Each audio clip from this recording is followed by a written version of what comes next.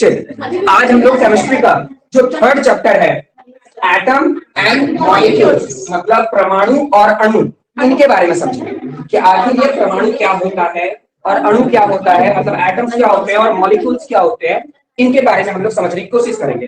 तो सबसे पहले कुछ बेसिक बातें और कुछ टेक्निकल टर्म है ना, दोनों को समझेंगे। तो क्योंकि इंट्रोडक्शन है तो पहले इंट्रोडक्शन समझेंगे कि आखिर क्या है ये एटम एंड मॉलिक्यूल्स।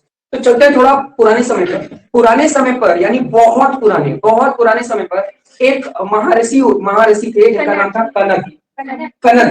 एक महाऋषि थे जिनका नाम था कनद, है ना। तो ये बात तो पता था कि जितने भी यूनिवर्स में जो भी चीजें हैं वो पदार्थ है। पदार्थ मतलब मैटर, और मैटर तुम सभी लोगों को पता है कि मैटर क्या होता है। ठीक है, हम लोग इससे पहले भी पढ़ चुके हैं कि जो मैटर का मतलब क्या हुआ कि कोई भी ऐसा थिंग्स जो स्पेस ऑक्युपाई करे और एक मास हो, है ना। कोई भी ऐसा थिंग्स जिसका स्पेस हो और वो मास हो और स्पेस ऑक्युपाई करे तो उसको हम लोग पदार्थ मतलब मैटर कहते हैं, है ना। पूरे यूनिवर्स में हर चीज एक मैटर से ही बना हुआ है, ये बात तो सबको पता था। लेकिन मुद्दा क्या है, हर लोग चाहते हैं कि इस टॉपिक से रिलेटेड जितनी भी बातें हैं वो सारी बात हमको पता चले। तो महर्षि जो हैं उनको भी उनके जो बोल सकते हैं उनके जो शिष्य हैं वो भी बार बार पूछते होंगे कि ये पदार्थ होता क्या है, पदार्थ के बारे में तो बता दिए। तब इनके मन में क्वेश्चन आया कि आखिर देखा जाए तो एक बड़ा सा चट्टान बिग रॉक, है ना, वो भी तो एक मैटर है। ठीक है सही बात। तो उस मैटर को अगर मैं छोटा करूं तो क्या होगा, तो छोटा करूंगा तो स्टोन में कन्वर्ट हो जाएगा, है ना। वो रॉक जो है वो स्टोन में कन्वर्ट हो जाएगा। सही बात, एकदम सही बात। फिर बोले कि अगर वो मैं उस स्टोन को अगर छोटा करूं तो क्या होगा, तो उस स्टोन को छोटा करेंगे तो वो पाउडर में कन्वर्ट हो जाएगा। ठीक है, वो किस में कन्वर्ट हो जाएगा, पाउडर में कन्वर्ट। ठीक है,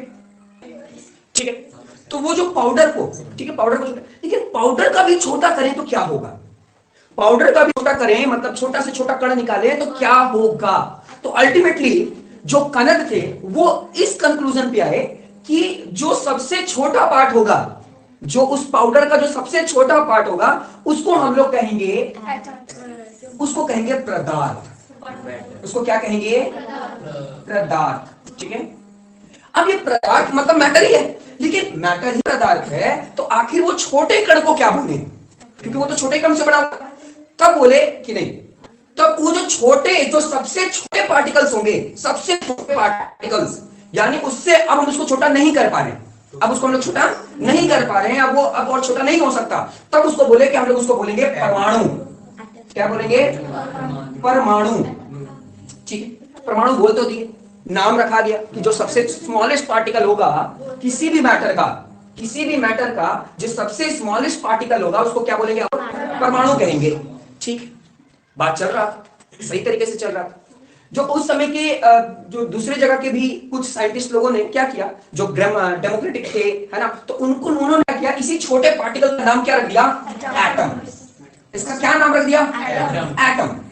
मतलब वो लोग भी यही चीज सोचे, लेकिन यही बात है कि जो महर्षि जो थे कनद, उन्होंने उसी चीज को हिंदी प्रोनाउंसिएशन में बताया कि वो परमाणु है ना, इंडिया के थे। और जो दूसरे देश के थे, है ना, तो उन्होंने इसी चीज को यानी नाम ही सिर्फ रखा, ये नामकरण ही हो रहा था कि जो सबसे स्मॉलेस्ट पार्टिकल होगा उसको क्या कहेंगे, उसको हम लोग कहेंगे एटम।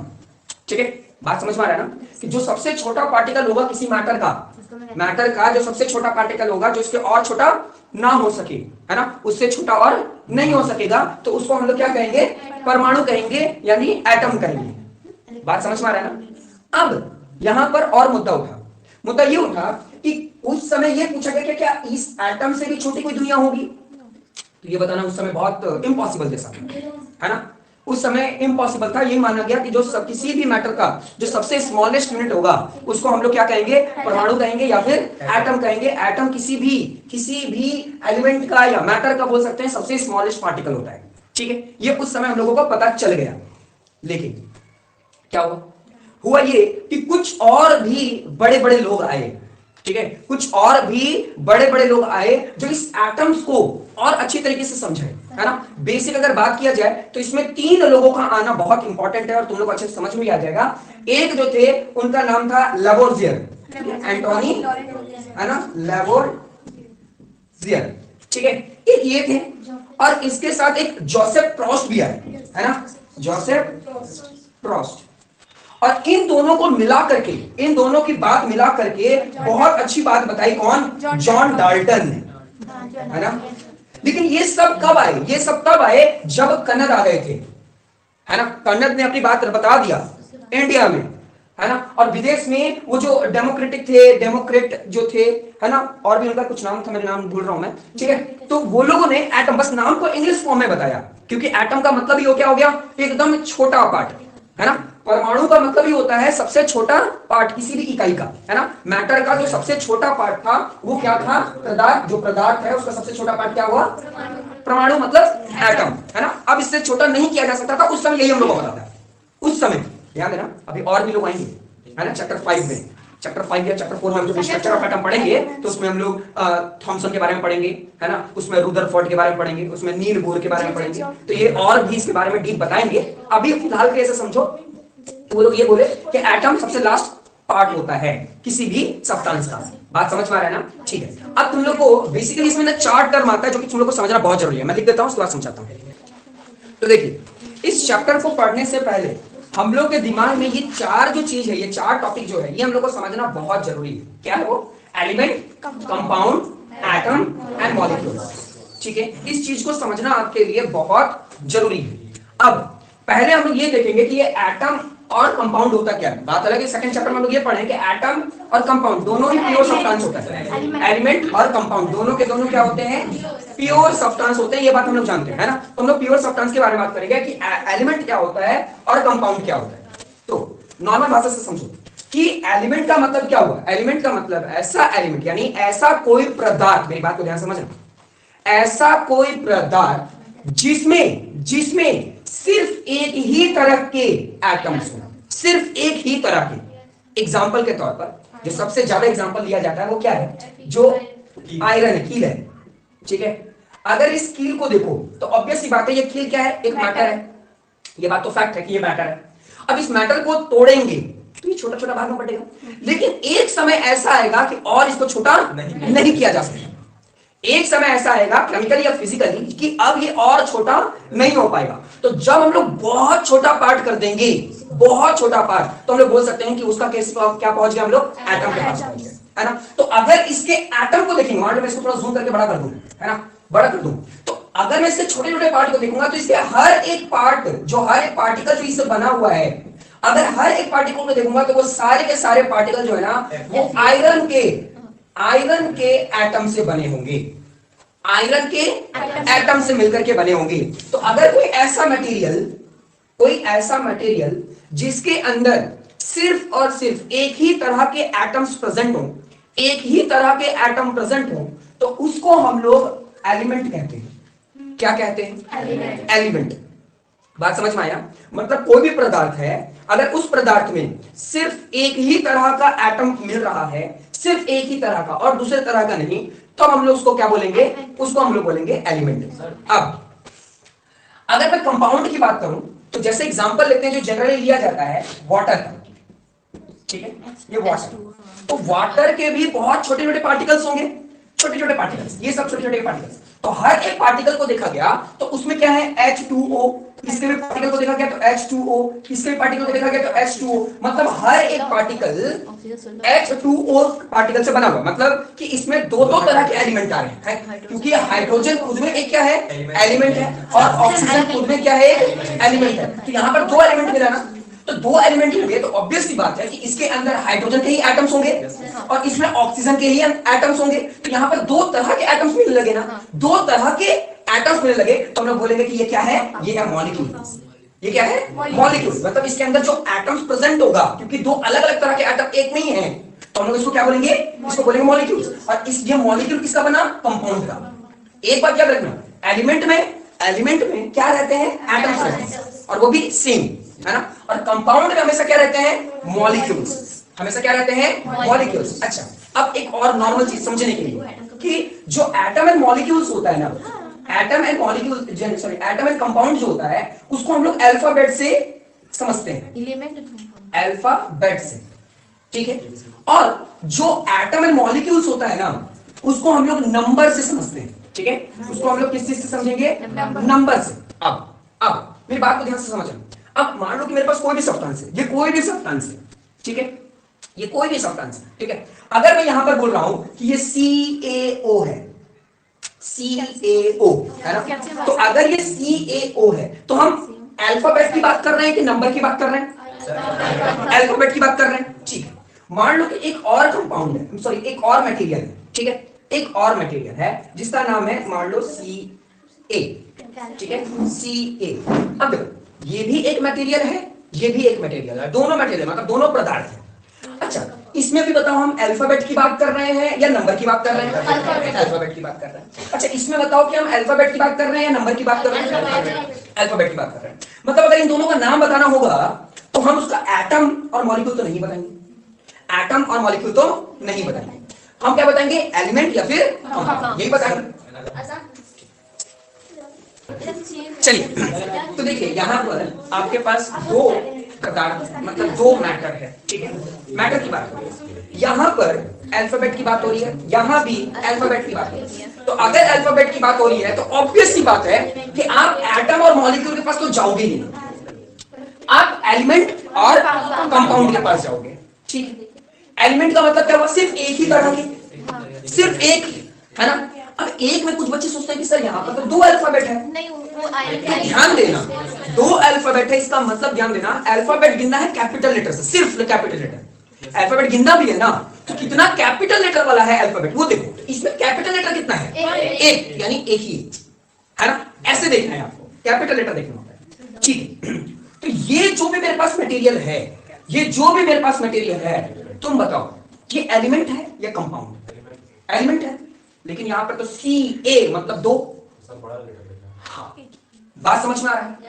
तो ये क्या होगा? ये होगा कंपाउंड, क्योंकि इसमें दो एलिमेंट प्रेजेंट है। बात समझ में आ रहा है? कौन कौन? Ca फॉर कैल्शियम और O फॉर ऑक्सीजन। कैसे पता चला? C capital O capital. बात समझ में? बीच में A आ गया, वो A को कंसीडर, वो A इसका ही है।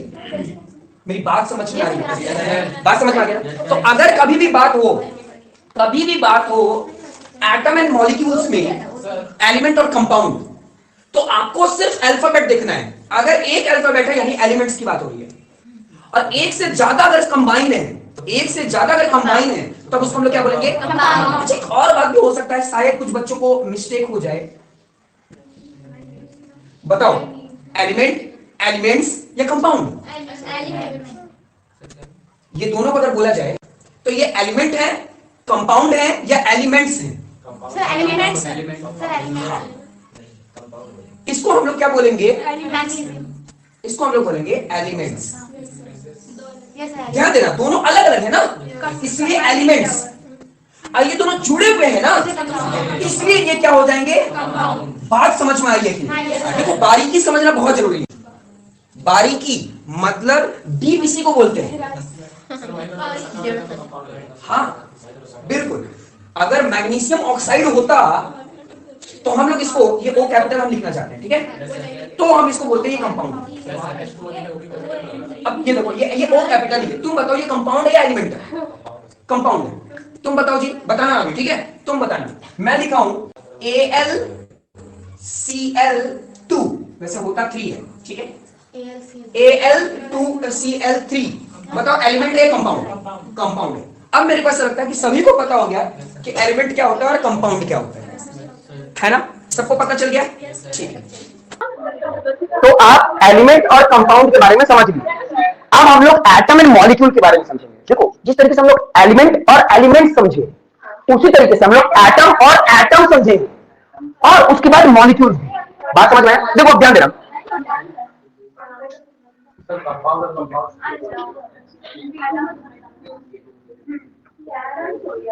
अब मेरी बात को ध्यान देना, अब मेरी बात को तुम थोड़ा ध्यान से समझो।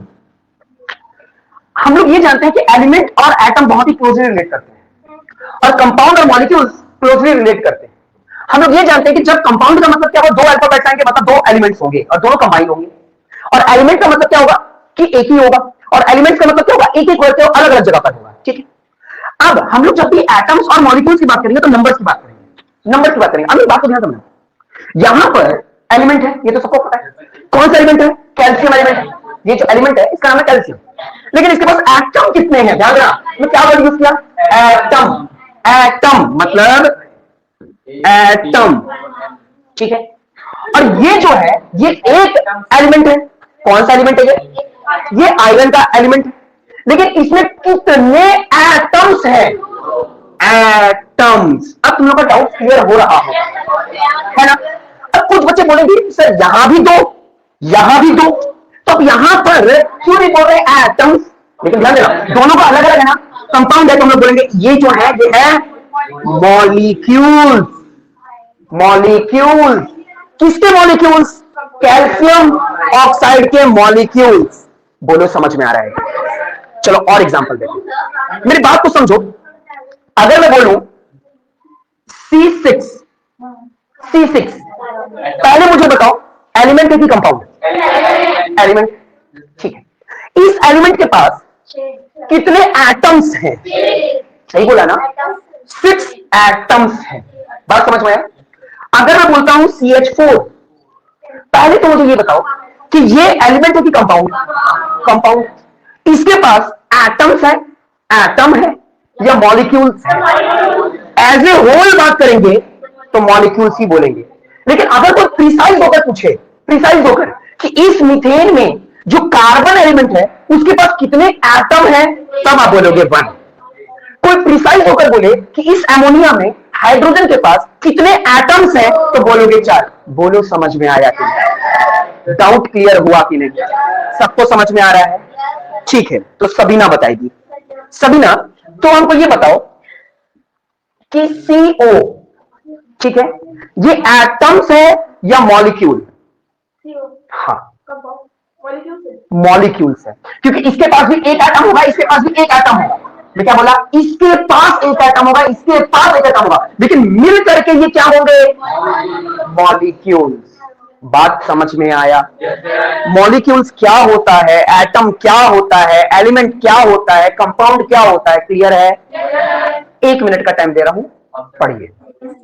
देखिए लास्ट क्लास में हम लोगों ने element, compound, atom and molecule के बारे में अच्छे से समझ लिया। किसी को डाउट है क्या? किसी को डाउट नहीं? आज हम लोग आगे बढ़ते हैं और देखते हैं लॉ ऑफ केमिकल कॉम्बिनेशन। ठीक है, ये लॉ ऑफ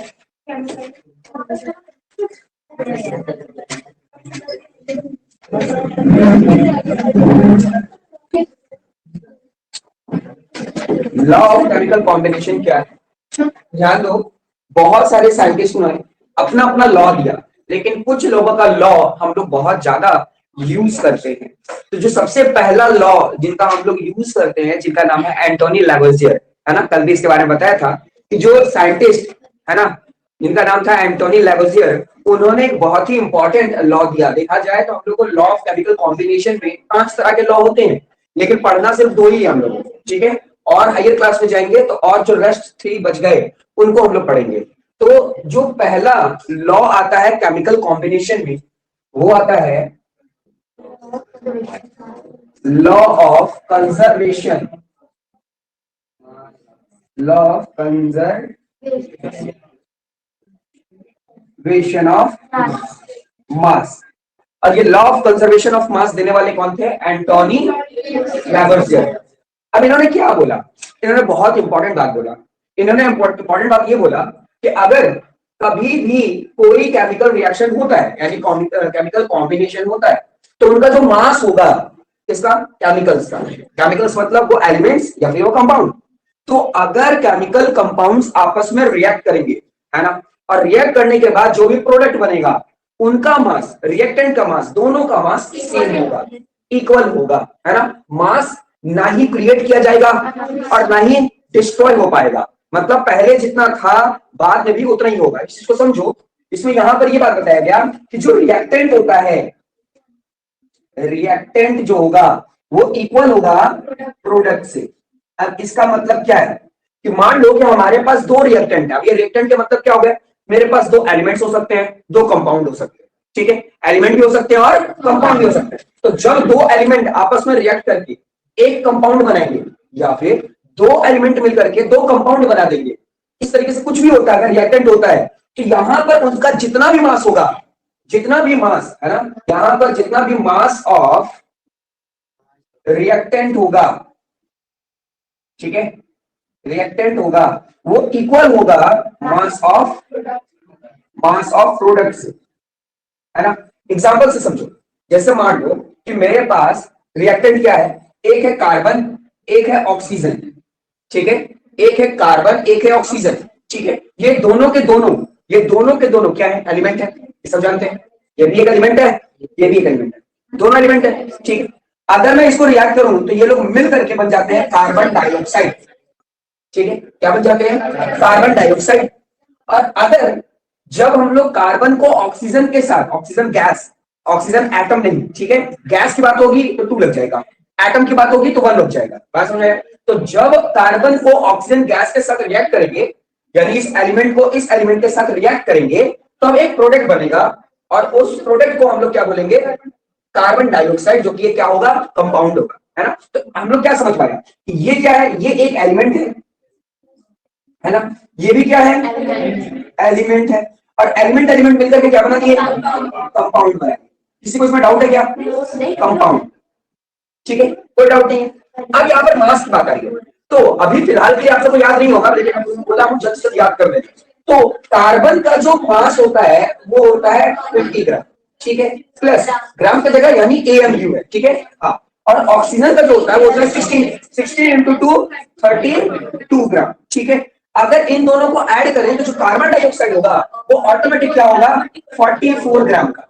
तो अगर हम लोग देखें तो रिएक्टेंट मतलब हमारा जो तराजू है, तराजू के इस साइड भी देखोगे तो 44 ग्राम है, और तराजू के इधर भी देखोगे तो 44 ग्राम है। तो लैवोसियर ने यही बोला कि अगर कोई भी दो सब्सटेंस को आपस में रिएक्ट करते हैं, जब भी कोई सब्सटेंस को आपस में रिएक्ट करते हैं तो प्रोडक्ट के तरफ जितना भी मास होगा उतना ही मास रिएक्टेंट की तरफ होगा, यानी दोनों का मास जो होगा वो क्या होगा, इक्वल होगा, है ना। कहीं भी मास में किसी भी तरह की कमी नहीं आएगी। बात अलग है कि हम लोग जब वर्क एनर्जी पढ़ेंगे तो हम लोग देखेंगे कि हाँ एनर्जी लॉस कैसे होता है या नहीं होता है ना, या एनर्जी कैसे ट्रांसफर हो जाता है ना। लॉस वहां भी नहीं होता, वो भी क्या है, लॉ ऑफ एनर्जी में हम लोग पढ़ेंगे, एनर्जी भी neither be create not be destroyed. उसी तरह यहाँ पे भी क्या होता है, यहाँ भी जो मास है वो एक तरह का एनर्जी की तरह, वो नहीं बढ़ रहा है और नहीं खत्म हो रहा है। तो लैवोसियर ने यही बताया अपने केमिकल कॉम्बिनेशन। अच्छा, केमिकल कॉम्बिनेशन मतलब केमिकल्स, तो जितने भी एलिमेंट्स है वो तरफ केमिकल है,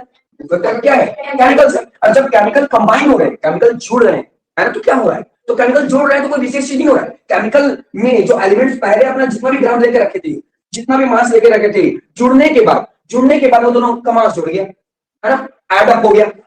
बात समझ में आ रहा है। कहने का मतलब यही है कि अगर नॉर्मल भाषा में बताता हूं कि अगर मान लो कि एक जगह हम ले लेते हैं 1 केजी चूना, ठीक है, और दूसरी तरफ हम लोग लेते हैं 1 केजी बालू ले लेते हैं, है ना, बालू सैंड ले लेते हैं। अगर दोनों को भर दें और किसमें रख दें, एक मान लो बकेट में रख देते हैं, है ना, एक बकेट में रख लेते हैं, दोनों को मिला देते हैं और उसके बाद उन दोनों को हम लोग तौलते हैं, तो बताओ कितना ग्राम, कितना केजी होगा, 2 केजी होगा। क्या ऐसा होगा कि मिलने के बाद वो लोग 1 ही केजी रह जाएंगे? ऐसा तो नहीं, दोनों का मास क्या होगा, एड अप हो जाएगा, सेम रहेगा। मतलब रिएक्टेंट की तरफ जितना भी मास होगा प्रोडक्ट की तरफ भी उतना ही मास हो जाएगा।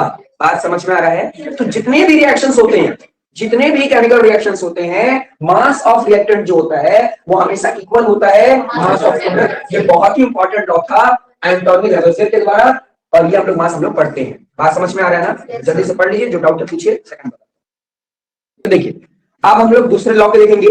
जो दूसरा लॉ था लॉ ऑफ केमिकल कॉम्बिनेशन में, उस लॉ का नाम था लॉ ऑफ कांस्टेंट प्रोपोर्शन।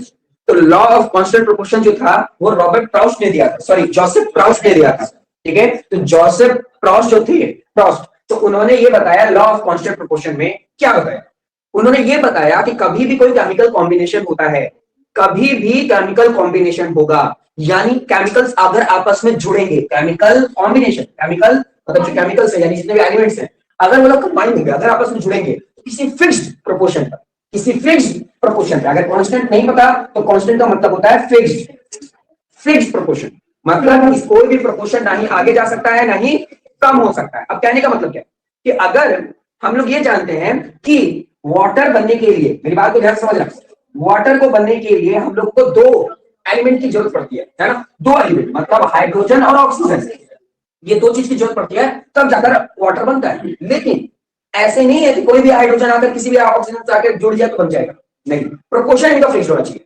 मतलब जब दो हाइड्रोजन एक ऑक्सीजन के साथ आकर मिलेगा, जब दो हाइड्रोजन एक ऑक्सीजन के आकर साथ मिलेगा तभी जाकर वाटर बनेगा।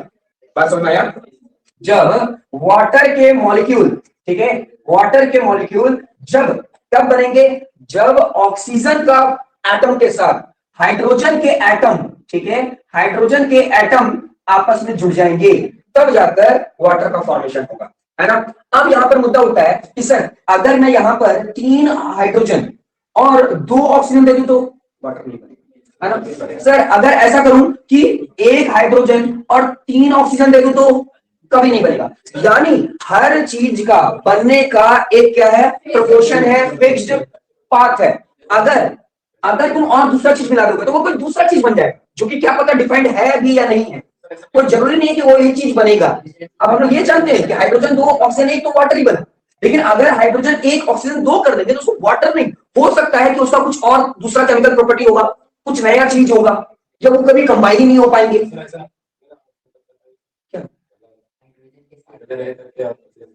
जबरदस्ती किया जा सकता है लेकिन वो वाटर ही नहीं बन पाए। बात समझ में आया? क्योंकि इनका जो प्रोपोर्शन होता है वो क्या होता है, फिक्स होता है। बात समझ में आ रहा है? इनका प्रोपोर्शन क्या होता है, फिक्स होता है। कंपाउंड को हम लोग नहीं बना सकते, हम लोग सिर्फ मिक्सचर्स को बना सकते हैं, है ना। जितने भी मिक्सचर्स होते हैं उनको हम लोग बना सकते हैं, लेकिन कंपाउंड तो नेचुरली कंबाइन होते हैं। जो कंपाउंड होते हैं वो नेचुरली कंबाइन होते हैं, वो पहले से कंबाइन, जैसे वाटर, क्या हम लोग बना सकते हैं वाटर? नहीं बना सकते। क्यों नहीं बना सकते वाटर लोग? क्योंकि वाटर नेचुरली उनके जो एलिमेंट्स हैं वो लोग आपस में क्या है, कंबाइन है। अगर हम लोग खुद ही बना सकते थे तो क्या पानी का कमी होता? क्या कभी नहीं होता। बात समझ है? लेकिन मुद्दा यहाँ पर ये नहीं होता, मुद्दा सबसे बड़ा ये होता है कि सर ये वाटर बना ठीक है, फिक्स प्रोपोर्शन से बना ठीक है, लेकिन दुनिया में जहां भी जिस भी तरह का पानी है क्या सब में H2O यानी H2 और ऑक्सीजन एक ही है? तो आंसर है हाँ, आंसर है हाँ। अगर आप पॉन्ड का वाटर देख लो, आप रिवर का वाटर देख लो, आप ओशियन वाटर देख लो, आप पोटेबल वाटर देख लो, आप मडी वाटर देख लो, आप क्या बोलते हैं गटर का वाटर देख लो, कहीं का भी वाटर अगर वो वाटर है और उस वाटर के केमिकल्स को अगर हम लोग देखें तो उसमें हाइड्रोजन जो होगा वो 2 ही होगा और ऑक्सीजन जो होगा वो 1 ही होगा। इसका प्रोपोर्शन चेंज नहीं होगा अगर वो वाटर है। अगर वो इंसान मतलब वो अगर इंसान बनाएगा, अगर वो इंसान बनाएगा तो कभी भी वो 2 हाइड्रोजन और 1 ऑक्सीजन को कंबाइन तो कर सकता है, लेकिन केमिकली कंबाइन, वो नेचुरली जिस तरीके से कंपाउंड जुड़ते हैं, कंबाइन होते हैं, वैसा वो नहीं बना सकता। बात समझ में आया? अभी भी इंसान लगा पड़ा हुआ है तरह तरह के पदार्थ को बनाने के लिए, लेकिन सब में उसको विजेता हासिल नहीं हुई है। बहुत सारे मिक्सचर्स को हम लोग बना ले रहे हैं, मिक्सचर्स बन जा रहा है, लेकिन बहुत सारा ऐसा चीज है जो पहले से कंपाउंड बना हुआ है तो बना हुआ है, हम लोग उसको क्रिएट नहीं कर सकते, हम लोग उसको नहीं बना सकते। बात समझ में आ रहा है? यानी कार्बन डाइऑक्साइड बना, तो कैसे बना कार्बन डाइऑक्साइड? कार्बन डाइऑक्साइड, इस केस में क्या हुआ कि कार्बन 1 है, ऑक्सीजन 2 है। इस बार क्या है कि कार्बन 1 है और ऑक्सीजन क्या है, 2 है, ठीक है। तभी क्या बन रहा है, कार्बन डाइऑक्साइड बन रहा है, ठीक है। तभी क्या बन रहा है, कार्बन डाइऑक्साइड बन रहा है। तो इसका जो प्रोपोर्शन है वो फिक्स्ड है, वो चेंज नहीं कर सकता। अच्छा ये प्रोपोर्शन है क्या, तो ध्यान देना, अगर हम लोग देखें तो हाइड्रोजन जो होता है, हाइड्रोजन का मास होता है 1 और यहाँ पे 2 से मल्टीप्लाई हो रहा है तो 2 into प्लस, ऑक्सीजन कितना है 1 और उसका मास कितना होता है 16। थोड़ा सोच करके देखिए अगर तो क्या हो रहा है, यहाँ पर हो रहा है 2 यहाँ पर डाल देते हैं 16, है ना। जब इसको हम छोटा करेंगे क्योंकि 2:16 कुछ ऐसा दिखाता है ना, जब इसको हम छोटा करेंगे तो क्या आ जाएगा 1:8।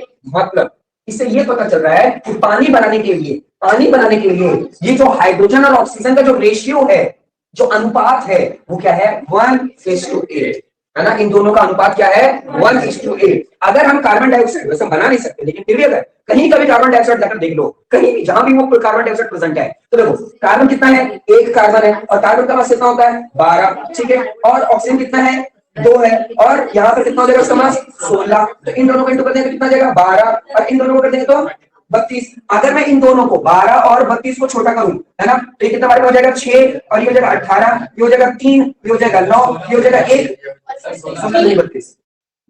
ठीक है, और ये कितना हो जाएगा 1। बात समझ में आ रहा है? फिर नहीं कटा,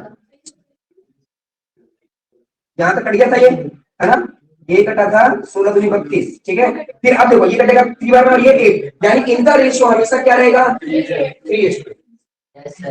इन दोनों का अनुपात 3:8 ही रहेगा। मतलब अगर मान लो तुमको कार्बन डाइऑक्साइड बनाना है ना, तो 3 ड्रॉप डालना पड़ेगा कार्बन का और 8 ड्रॉप डालना पड़ेगा ऑक्सीजन का, तब वो लोग मिलकर के क्या बन जाएंगे, कार्बन डाइऑक्साइड। सिमिलरली अगर वाटर बनाना है तो नहीं बन सकता, एक अनुपात हम लोग को पता है ना, कि अगर हम 1 ड्रॉप डाल दें क्या हाइड्रोजन और 8 ड्रॉप डाल दें क्या ऑक्सीजन, तो मिलकर के क्या बना लेंगे वो लोग, वाटर बना लेंगे। बात समझ में आया? यानी दुनिया में जितने भी कंपाउंड बने हुए हैं, कंपाउंड जो बने हुए हैं, उनका रेशियो फिक्स्ड है ना, उनका रेशियो फिक्स्ड है। एक कुछ और बात बताता हूं, जैसे अगर हम लोग ग्लूकोज की बात करें तो C6H12O6 है ना, यानी ये सबका अनुपात कर दिया गया है ना, इनका अनुपात कर दिया 1:2:1 है ना, यही है, छोटा करके देख लेना, है ना, 6 के टेबल से काटेंगे तो क्या हो जाएगा 1:2:1। मतलब अगर हम लोग ग्लूकोज बनाना चाहते हैं तो कार्बन का 1 ड्रॉप, हाइड्रोजन का 2 ड्रॉप और ऑक्सीजन का 1 ड्रॉप डालेंगे, मिलकर के ये लोग क्या बन जाएंगे, ग्लूकोज बन जाएंगे। लेकिन इस अनुपात में कुछ किसी भी तरह के चेंजेस लेकर आएंगे, मतलब कार्बन 6, हाइड्रोजन 12 और ऑक्सीजन 7 कर दें तो वो ग्लूकोज नहीं हो पाएगा, वो और कुछ बन जाए, सुक्रोज बन जाए, फुट्रोज बन जाए, चाहे और कोई भी सब्सटेंस बन जाए, लेकिन वो ग्लूकोज नहीं होगा। लेकिन इसी का आगे देखें तो अगर हम लोग कार्बन 12, हाइड्रोजन 22 और ऑक्सीजन 11 करते हैं, है ना, तो अब देखो ये ग्लूकोज से किसमें कन्वर्ट हो गया, शुगर में कन्वर्ट हो गया, है ना, ग्लूकोज से किसमें कन्वर्ट हो गया, शुगर में। अब इसका तादाद यानी एटम्स बढ़ा, ये हमारे बॉडी में बहुत तेजी से क्या हो जाता है, घुल जाता है ना, बॉडी इसको बहुत तेजी से क्या करता है, डिसॉल्व कर लेता है, क्योंकि ये लास्ट टर्म है। हम लोग का बॉडी हर जितने भी शुगर सब्सटेंस होते हैं, मीठे और जितने भी सब्सटेंस होता है, उसको ग्लूकोज के फॉर्म में ही लेता है। तो ये तो सिंपलेस्ट फॉर्म होता है, इसको हम लोग बोलते हैं सिंपलेस्ट फॉर्म। ये आराम से हमारे बॉडी में कंज्यूम हो जाता है। लेकिन ये क्या है, ये कॉम्प्लेक्स है ना, इसको फॉर्म करने के लिए हम लोग एडिशनल हाइड्रोजन को जोड़ते हैं, एडिशनल कार्बन को जोड़ते हैं, एडिशनल ऑक्सीजन को जोड़ते हैं, इसमें और भी कुछ केमिकल्स जोड़ा जाता है, तब जाकर ये बनता है शुगर। और शुगर जितना भी व्हाइट होता चला जाएगा उतना ज्यादा हमारे बॉडी के लिए खराब होता जाएगा, क्योंकि व्हाइट करने के लिए सल्फर भी हम यूज कर लेते हैं, और वो सल्फर हमारे बॉडी के लिए अच्छा नहीं है। बात समझ में आ रहा है? हाँ, तो कहने का मतलब क्या है कि जो ग्लूकोज है वो सिंपल फॉर्म है, वो सिंपल फॉर्म है, और जो शुगर है वो क्या है, कॉम्प्लेक्स है। कैसे कॉम्प्लेक्स हुआ, क्योंकि इसमें एटम्स बढ़ते जा रहे हैं।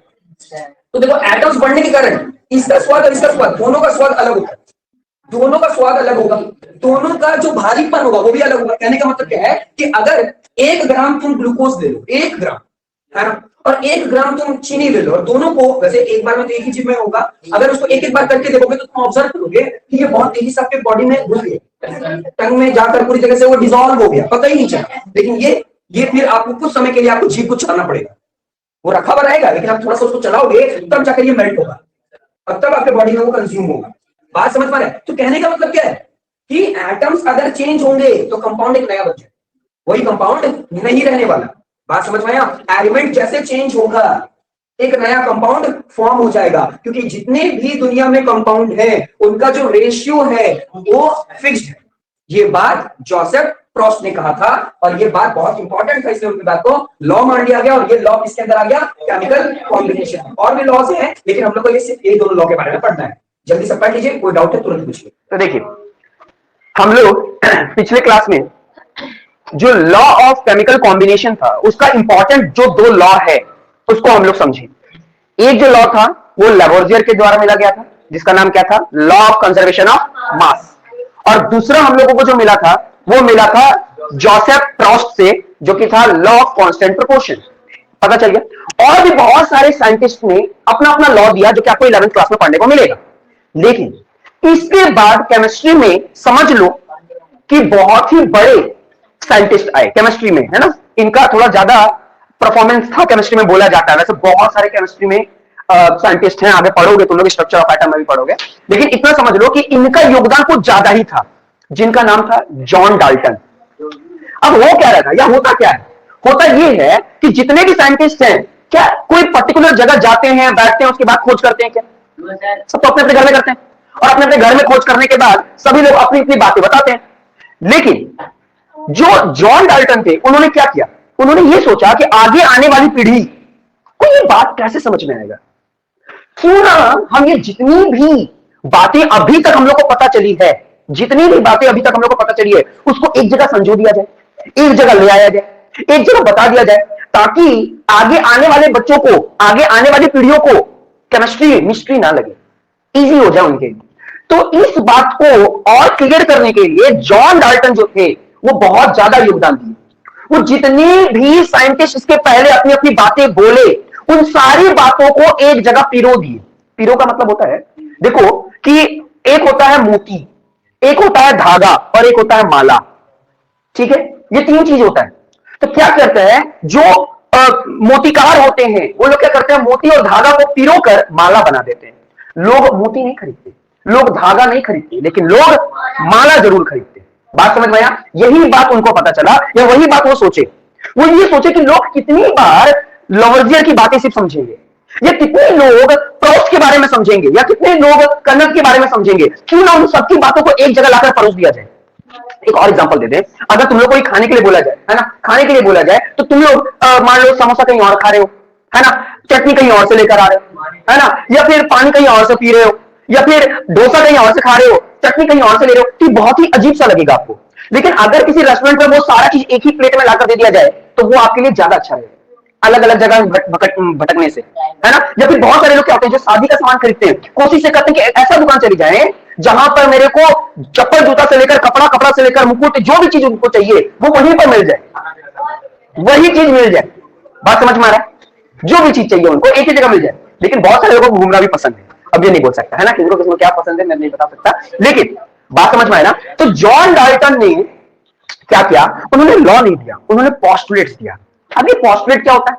पोस्टुलेट्स का मतलब होता है कि जो जितनी भी बातें हम लोगों को पता थी वो सारी बातों को बताना, लेकिन प्रूफ नहीं देना। क्या नहीं देना?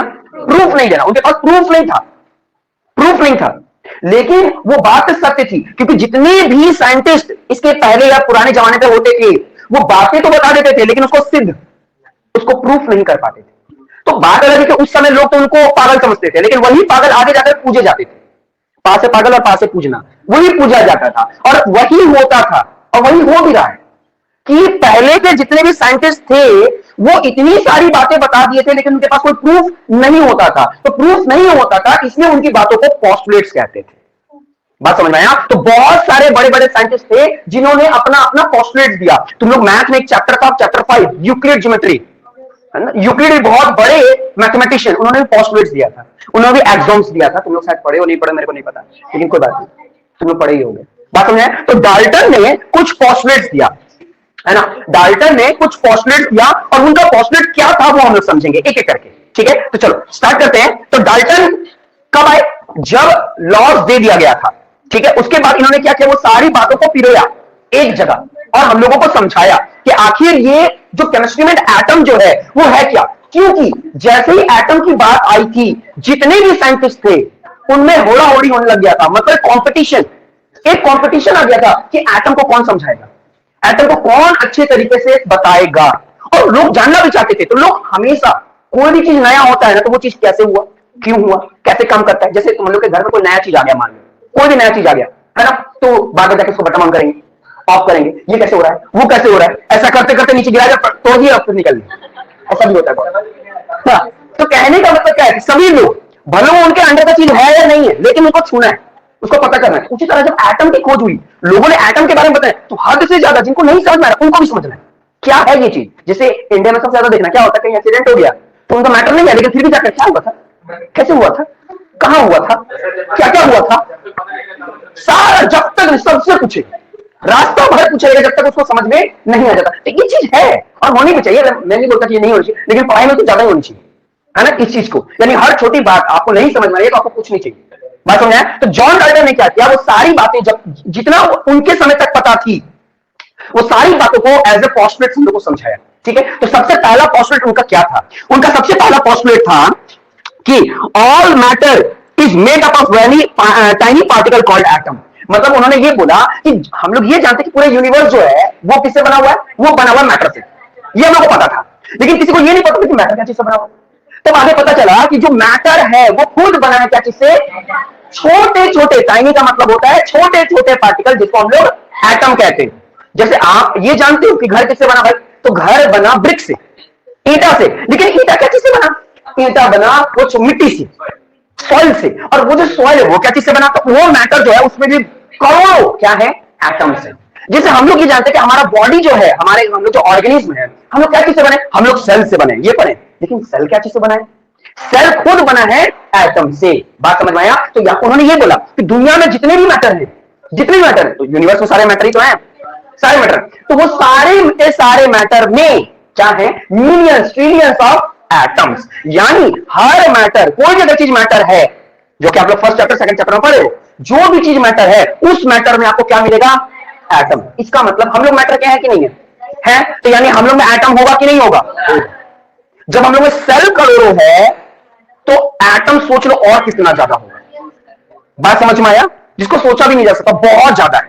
बात समझ में आया? तो जो सबसे पहला जो बात बोला उन्होंने, किन्होंने, जॉन डाल्टन ने, वो यही बात बोला कि जितने भी एटम या जितने भी मैटर ही वो सब बने हुए छोटे छोटे पार्टिकल्स एटम से। जैसे एक एग्जांपल के तौर पर बताऊं तो ये एक डॉट है, ये भी एक मैटर है क्योंकि इंक है, कोई ना कोई जगह लिया है उसका, कोई ना कोई बाहर का मास होगा, लेकिन इस एक डॉट में करोड़ों एटम्स होंगे, करोड़ों एटम्स होंगे, है ना, क्योंकि ये खुद बहुत सारे, ये मैटर है लेकिन ये बहुत सारे एटम से मिलकर के बना है। बात समझ में आया? ठीक है, ये उनका पहला पोस्टुलेट था। ठीक है, दूसरा पोस्टुलेट में उन्होंने क्या कहा, दूसरा पोस्टुलेट में उन्होंने कहा कि एटम आर इनडिविजिबल पार्टिकल। उन्होंने बोला कि एटम, जैसे आप ये बोल रहे हो कि लास्ट सेल था, ठीक है, हम लोग ये जानते थे कि हमारे बॉडी में जो सबसे छोटा पार्टिकल होता है वो सेल होता है, लेकिन बाद में पता चला कि सेल से भी छोटा पार्टिकल होता है जिसको हम लोग एटम कहते हैं।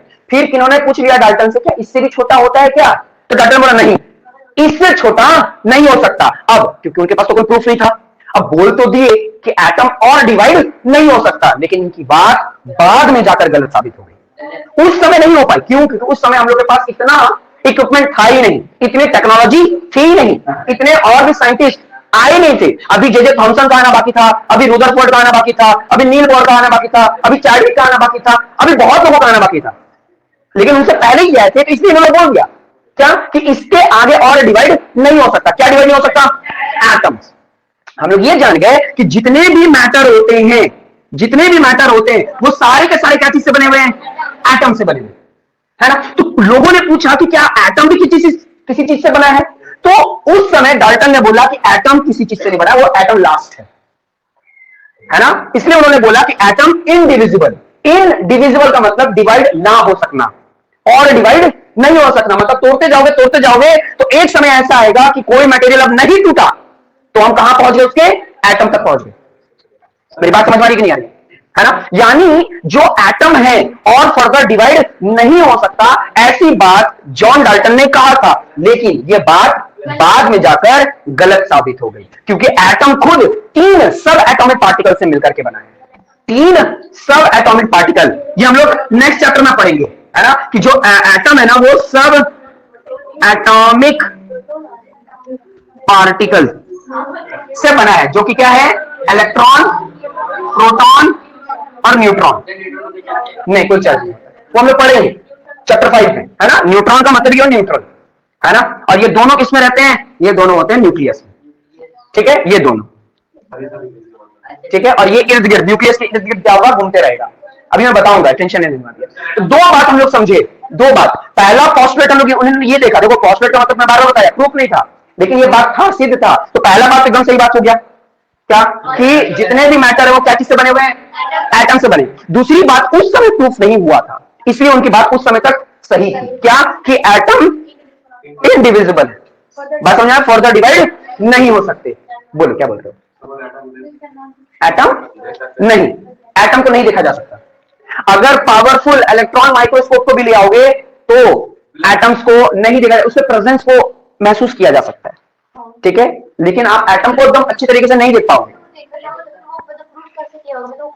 हाँ, तो वो स्ट्रक्चर ऑफ एटम में क्लियर हो जाएगा, थोड़ा सा इंतजार करो, सारा चीज क्लियर होगा, ठीक है।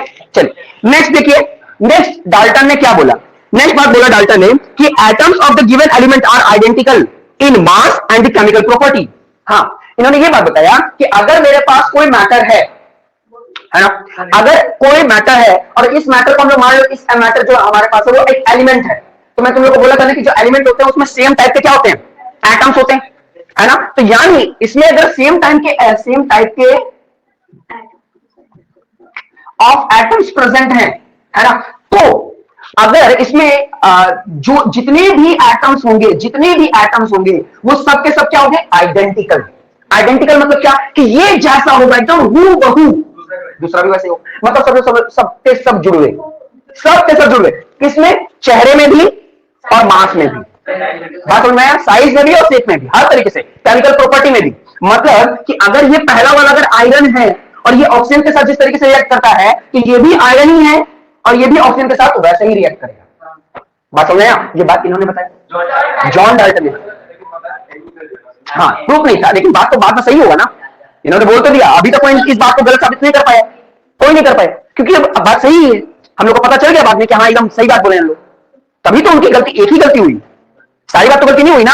अब इंसान 10 बात सही बोले, एक बात गलती बोले, तो तुम उसको गलत नहीं ना साबित करोगे कि हाँ वो गलती थे, 10 बात तो सही हुआ ना उनका। तो यहां पे यही चीज हुआ कि उन्होंने, कहने का मतलब ये है कि उन्होंने ये बोला कि जो भी मैटर होंगे, जो भी मैटर है उसके अंदर जितने भी एटम्स होंगे वो सारे के सारे क्या होंगे, आइडेंटिकल्स होंगे, सारे के सारे एक जैसे होंगे, शेप साइज मास सब में, है ना। और वो जिस तरीके से रिएक्ट कर रहे हैं वो दूसरे के साथ, अगर मान लो एक ऑक्सीजन के साथ रिएक्ट कर रहा है तो दूसरा भी ऑक्सीजन के साथ रिएक्ट करेगा। अगर ये नाइट्रोजन के साथ रिएक्ट नहीं करता तो ये नाइट्रोजन के साथ रिएक्ट नहीं करेगा, क्योंकि सारे के सारे क्या है, आइडेंटिकल। बात समझ में आया।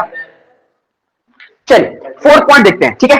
देखिए फोर्थ पॉइंट में डाल्टन ने क्या कहा, डाल्टन ने कहा कि atom of different element have different masses and chemical properties. एकदम सिंपल सी बात है, थर्ड से ही फोर्थ में आ गया। बोले ये कि जैसे हाइड्रोजन का जितना भी मास होगा और वो जिसके साथ रिएक्ट करता होगा, ऑक्सीजन का अलग मास होगा, वो अलग के साथ रिएक्ट करता होगा, ये दोनों एकदम सेम नहीं होंगे, ये दोनों अलग अलग होंगे। सही बात है। जैसे मान एग्जांपल के तौर पर अभी हम लोग क्या पढ़े, थर्ड पॉइंट में हम लोग ये पढ़े कि किसी एलिमेंट में कोई एक एटम है या बहुत सारे एटम हैं, तो वो सारे के सारे एलिमेंट में एक ही तरह के यानी आइडेंटिकल होंगे। ये बात तो क्लियर है, आइडेंटिकल होंगे। और इसका मास जितना होगा इसका भी मास उतना ही होगा। एक का पता कर लो, सबके बारे में पढ़ने की जरूरत ही नहीं, बात है। लेकिन अगर मैं बात करूं, अगर मैं वाटर की बात करूं, वाटर, तो वाटर बना है H2O से, तो इसका मतलब क्या है कि इसमें हाइड्रोजन के जो एटम होंगे, इसमें जो ऑक्सीजन का एटम होगा, क्या दोनों का मास क्या सेम होगा, दोनों का अलग होगा। हाँ, लेकिन इसी के अंदर जो दो जो एटम को बोला जा रहा है हाइड्रोजन का, तो ये हाइड्रोजन और ये हाइड्रोजन, ये दोनों आपस में क्या होंगे, सेम। लेकिन अगर इस हाइड्रोजन का अगर ऑक्सीजन के साथ तुलना करेंगे तो दोनों क्या होंगे, अलग अलग होंगे। बात समझ में आया। मतलब जितने भी कंपाउंड होंगे, उस कंपाउंड का जितने भी एलिमेंट के अंदर जितने भी एटम्स होंगे वो सारे के सारे क्या होंगे, डिफरेंट होंगे। मेरी बात समझ में आ रहा है कि नहीं। बात ये है कि एलिमेंट के अंदर जितने भी एटम्स होंगे वो सारे के सारे आइडेंटिकल, सेम साइज के होंगे, शेप के होंगे, सेम इनका केमिकल प्रॉपर्टी होगा। बात समझ में आ रहा है। लेकिन अगर कंपाउंड की बात करें तो कंपाउंड ऑब्वियस सी बात है, दो या दो से अधिक एलिमेंट से मिलकर के बनते हैं। कौन, कंपाउंड। जो कंपाउंड होते हैं वो दो या दो से अधिक एलिमेंट के बने होते हैं। देखो ये भी एक एलिमेंट है, ये भी एक एलिमेंट है, दो एलिमेंट हो गया। तो इस एलिमेंट का जो एटम होगा उसकी जो साइज होगी और इस एलिमेंट का जो एटम होगा उसकी जो साइज होगी, क्या वो दोनों सेम होगी, क्या उसकी केमिकल प्रॉपर्टी सेम होगी, नहीं होगी। ये फोर्थ पॉइंट में उन्होंने बोला, कोई विशेष नहीं था, थर्ड से ही उन्होंने फोर्थ बोला। क्या कुछ अलग बोला, नहीं, एकदम सिल्ली बातें थी। लेकिन ये अभी के लिए सिल्ली है, पहले ये सिल्ली नहीं था, पहले के लिए बहुत डिफिकल्ट क्वेश्चन था ये। हाँ, बहुत सारी ऐसी बातें हैं जो हम लोग जान रहे हैं, जो चीज हम लोग जानते हैं उससे वो तो हम लोग के लिए इजी हो जाता है, और जो चीज हम लोग नहीं जानते हम लोग के लिए बहुत हार्ड है, बहुत हार्ड। जैसे एग्जांपल के तौर पर अगर मैं तुम लोग को बोल दूं कि हमारे बॉडी में रिएक्शन किस तरीके से हो रहा है ना, हमारे बॉडी में जो ऑक्सीजन है वो डिफ्यूज कैसे हो रहा है, और भी बहुत सारी सी बातें तुम लोग को नहीं पता, तुम लोग आंसर ही नहीं दे पाओगे क्योंकि नहीं पता। लेकिन वही 10th क्लास के बच्चे को यहां बता दो और पूछ लो कि ऑक्सीजन कैसे डिफ्यूज होता है हमारे बॉडी में, हार्ट किस तरीके से पंप करता है ब्लड को, उनके लिए बहुत इजी होगा। क्यों, क्योंकि वो चीज पढ़ लिए है, समझ लिए। अब आप पढ़े नहीं है, समझे नहीं, तो जो चीज आप नहीं पढ़े हो वो आपके लिए हार्ड होता है कि नहीं होता है, वही चीज होगी। तो उस समय के लिए उन सब लोगों के लिए ये चीज पता लगाना बहुत हार्ड चीज था। अभी तो ये चीज पढ़ लिए हैं, समझ लिए हैं, तो हम लोग को ये बहुत इजी लग रहा है। ऑब्वियस ही बात है, जब आप क्लास 9 में हो, आप क्लास 9 में हो तो क्लास 9 का हार्ड टॉपिक, ज्यादातर टॉपिक आपको हार्ड लगता होगा, अरे यार बड़ी हार्ड है। लेकिन वही अगर 8th क्लास का क्वेश्चन दे दो, 6th क्लास का क्वेश्चन दे दो, भले उस समय नहीं पढ़ता था लेकिन अब अरे इतना इजी, ऐसे कर देना बन जाएगा, है ना। लेकिन कुछ कुछ बच्चा ऐसा होगा जो अपने भाई को घुमा देता होगा उसी बात में, अरे इतना हार्ड है मत बनाओ, ये नहीं आएगा एग्जाम में, है कि नहीं आता चलिए हम लोग फिफ्थ पॉइंट देखते हैं डाल्टन जी का। लिखा हुआ है atoms combine in the ratio of small whole number to form the compound. ये तो वही बात हो गया, लैवोसियर की बातें रख दी गई है ना, कि जितने भी कंपाउंड बनेंगे वो कांस्टेंट प्रोपोर्शन से बनेंगे। मैं तुम लोग को स्टार्टिंग में बोला था डाल्टन ने कुछ विशेष नहीं किया था, जितनी भी बातें हम लोग को एटम से रिलेटेड बता थी वो सब को सब एक जगह पिरो दिया था, संजो दिया था, कंबाइन कर दिया था, है ना, बुक बना दिया था। पेज अलग अलग जैसे पेज लेकर आए और एक क्या बना दिया, बुक बना दिया। बात समझ में आ रहा है ना? हाँ, लास्ट पॉइंट उन्होंने क्या बताया, ये भी बहुत इजी था। The relative number and kind of the atom are constant in a given compound. वही बात है, जस्ट ऊपर के जैसा, जस्ट इसके ऊपर वाला। मतलब कि कोई भी एलिमेंट में, जितने भी एलिमेंट, जितने कंपाउंड में जितने भी एलिमेंट प्रेजेंट है, अगर उससे अलावा कोई दूसरा लेकर आओ, उसका दूसरा नंबर लाकर रख दो, तो कोई अलग ही कंपाउंड बनेगा, वो कंपाउंड नहीं बनेगा। अगर आपको वाटर चाहिए तो आपको हाइड्रोजन और ऑक्सीजन ही लाना पड़ेगा। हाँ, और ऊपर में बोला गया एटम, दोनों का अनुपात सेम होना चाहिए।